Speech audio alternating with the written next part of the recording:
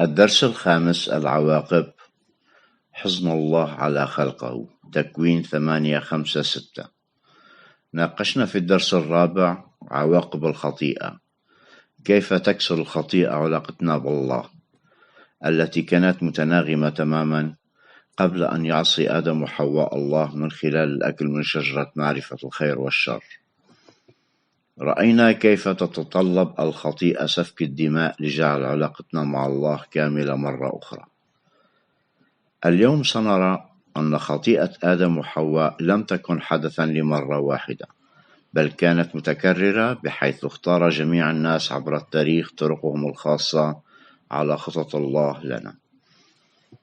نعتقد أن الأمور سيئة في العالم اليوم، وهي كذلك، لكننا قرأنا في سفر تكوين 6 مدى سوء حالة العالم بعد 1000 سنة أو أكثر من الخلق. يخبرنا سفر التكوين 5:6: رأى الرب أن شر الإنسان كان عظيما في الأرض، وأن أفكاره ونواياه في قلبه كانت شريرة باستمرار. حسنا، هذا لم يستغرق وقتا طويلا، يبدو مشابها لوضعنا اليوم.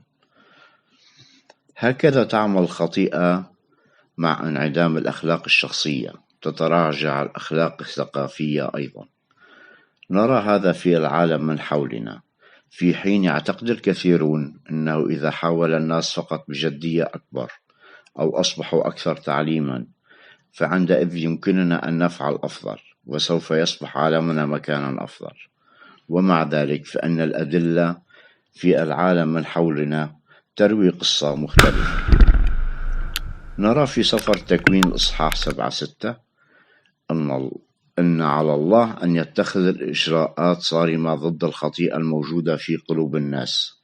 سوف أمحو الإنسان الذي خلقته من على وجه الأرض، الإنسان والحيوان وكل دابات الأرض والطيور في السماوات، لأنني آسف لأني صنعتها.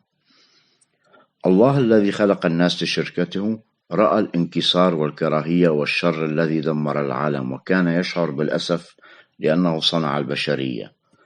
ولكن مرة أخرى كان هناك أمل، لأن نوح وجد نعمة في عيني الرب. كيف تشعر عندما يتسبب شيء ما في انقسام بينك وبين شخص تحبه بشدة؟ هل ترغب في جعل هذه العلاقة جيدة حتى تتمكن من مضي قدما في علاقة صحية مرة أخرى؟ ما هو الذي ستكون على استعداد للقيام به لتصحيح الأمور؟